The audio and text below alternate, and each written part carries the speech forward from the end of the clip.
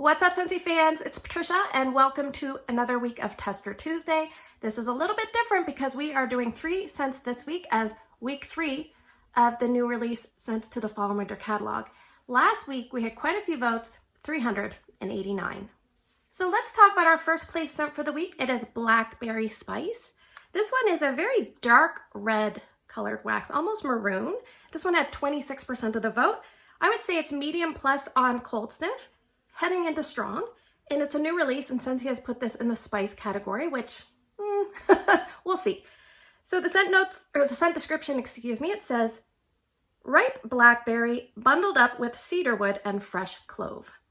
So we have a berry, we have a wood, and we have a spice. So this, starting out, we'll just get it out of the way. This is a very deep and heavy scent.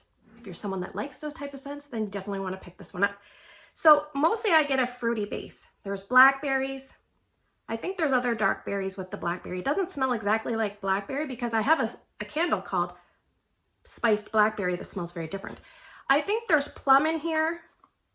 Maybe even like other stone fruits, like the tiniest bit of cherry perhaps. I don't know. It's something more complicated than just blackberry. And I describe it almost like it comes across like a deep tannin kind of scent, like a Merlot or a tannin heavy scent. Now, the next note they talk about is woods.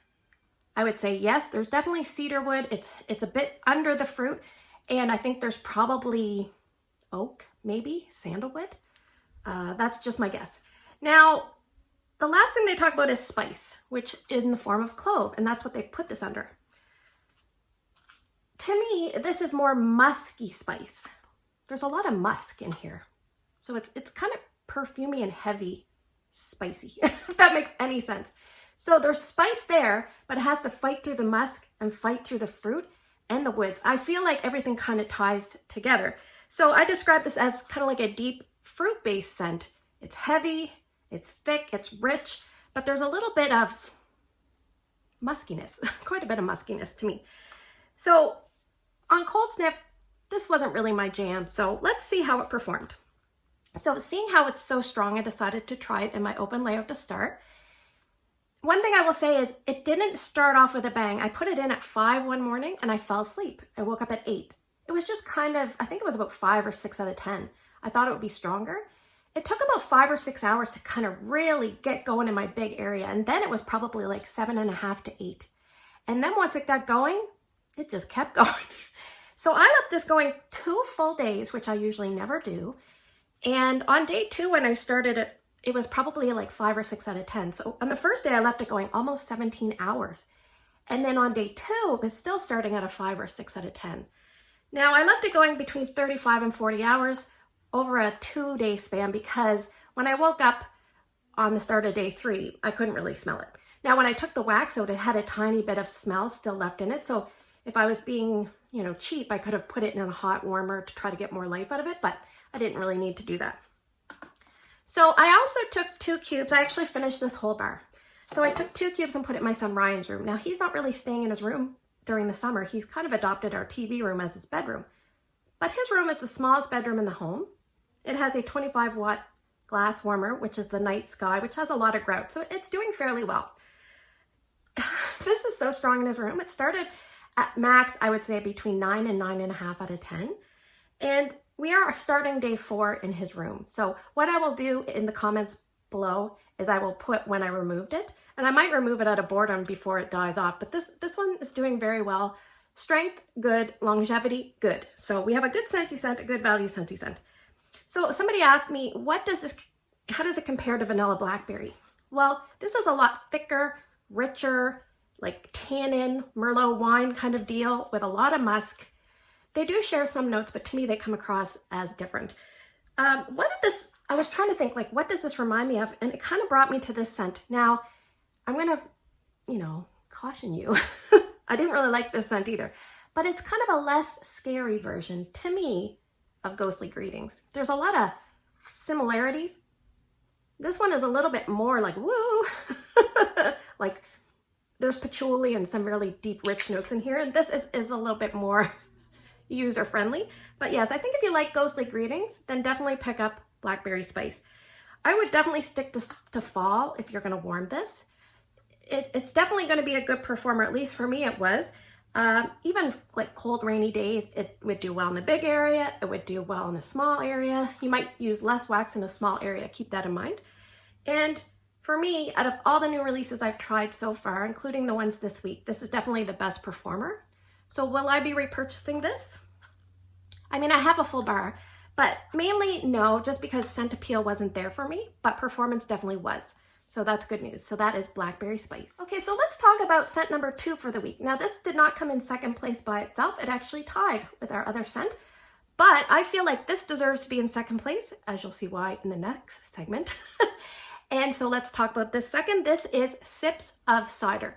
Tied with White, Amber, and Silk with 22% of the vote.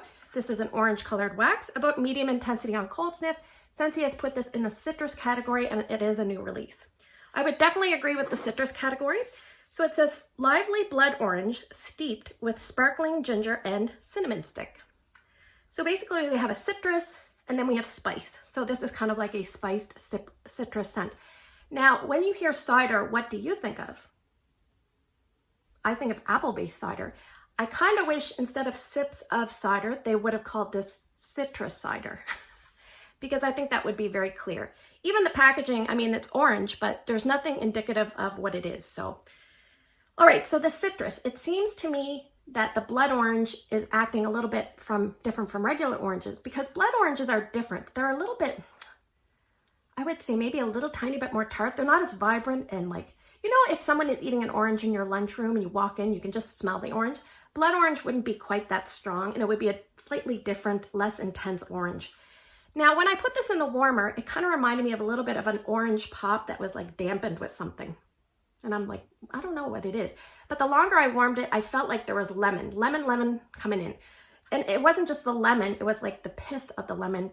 And it didn't really make it bitter, but it just kind of brought the intensity of the orange down. Now, this still is a pretty strong scent, but I felt like it was orange, a little bit of lemon, maybe grapefruit, I don't know. So the spice factor, they talk about ginger and they talk about cinnamon stick. I don't get a ton of cinnamon in here. I feel like ginger more so than cinnamon. And the ginger to me is more like a candied dried ginger, almost like you cut up little pieces, put it in. Because regular ginger, when you put that in, it's very fiery and intense. And this, it doesn't come across that way. It does have that warm ginger, but it's sweet at the same time. So anyway, that's what I get. I think the spice balance is really nice with the citrus. This was a really pleasant scent. I think I liked this better than I thought I was going to. So let's talk about performance. So I put 3 cubes of this bar in Drew's room. I have a note here, maximum strength to throw is between 7.5 to 8. And I left it going 48 hours over 2 days. And around the 36-hour mark, I thought I couldn't really smell it the greatest, but I just left it go overnight. And when I came back the next morning, it almost smelled like a sweet, sugary musk citrus, which was, it doesn't sound good, but it actually was. But the problem was by that time, it was so low in intensity that I thought it's just time to change it. So I decided to warm 2 cubes here in my bedroom because sometimes if I kind of test it out elsewhere first, decide if I want it in my room. I liked it enough to put it in my room. So in my room, it was a little bit lighter, about 7 out of 10 with 2 cubes, just in one warmer. I left it going 29 hours over about a day and a half. I have a note here that it was light on the second day and it did a lot better in Drew's room. I could smell it better. So maybe it was because it was multiple warmers. I don't know. If you like Rise and Sunshine or perhaps Autumn Sunrise, those are the 2 scents that come to mind, like a spice orangey scent. This kind of is a little bit like a fall version of Feelin' Punchy. But somebody else asked me, is it like Wassail Wonderland? Not really to me. That was more heavy on the orange, more aggressive, and you could definitely get a strong tree note. There was one little moment I thought I might have smelled a tree note, but I wasn't sure early on. So I would warm this in fall or towards the holidays. And I think medium spaces would be just fine. Open concept, I'm not sure about that. I don't think I'm going to try it in mine, but you never know. If you want to mix this, I think some logical choices would be Sweet Orange Pomander, the brick from the holidays before, because that needed a bit more orange. Maybe even if you had Homestead Holiday, because there's blood orange in that. So would I be repurchasing this one? Well, I have this and I have this, so I'm probably going to be fine but I may repurchase one at some point. I did enjoy it. It was pretty good. Performance was, you know, solid. It wasn't a standout, but it was solid. So that is Sips of Cider. All right, so let's talk about our third scent for the week, which was tied for second with Sips of Cider. This is White Amber and Silk. This also had 22% of the vote. What do you call that? Like ecru? I don't know. It's a light beigey whitish color. It's light to medium on cold sniff, and Scentsy has put this in the fresh category as a new release. The description is, warm amber and bergamot are wrapped up in comforting cotton for a smooth finish. So normally I do my analysis in a certain order, but I'm gonna change things up. Now keep in mind, this is just my experience. I'm eager to hear how other people do with this scent. So on first sniffs, I thought to myself, I'm not crazy about cotton, but let's smell it. I smelled it. I was like, oh, I can smell the cotton, but it smells nice. It's a little bit of a lighter laundry scent. So keeping that in mind, I said, I'm gonna stick to bedrooms because on cold sniff, it's not overly strong. So I put 2 cubes here in my bedroom, and I went away and I came back maybe about 2 hours later, and it was probably 2 out of 10. And I'm like, So I put a 3rd cube in a separate warmer in my bathroom. And after that, after about another 2 or 3 hours, I came back and it was about 4 out of 10, maybe 4.5. It wasn't overly strong for 3 cubes. Now you're thinking to yourself, well, Patricia, if you want a strong scent, you could put lots of cubes in. I don't really think you should have to do that. If you standardly use a certain amount of wax and you get a good result, and then you have to up it and you still get a light result, then I really don't feel like you should have to keep loading and loading and loading. To me, that's not what I want. That's not good value to me. Anyway, so I took my standard 2 cubes and put it in Erica's room. In Erica's room, it wasn't very strong either. I would say 3 out of 10. I left it going in both places about a day and a half. Now, on the second day in my room, after a while, I just came in and I'm like, why am I wasting time? Life is too short to warm wax with no scent. So I took it out. So longevity is a big question mark because intensity was so light, it's hard to tell when you couldn't smell it anymore because you couldn't really smell it the greatest at the beginning. All right, so to me, performance is not good. All right, but what did I smell when I could smell it? All right, so there's a really sweet, delicate, and I wrote delicate down 3 times in my various notes, so you know it's definitely a gentle scent. A delicate, sweet, creamy, almost like a vanilla cashmere base. That's kind of what I get.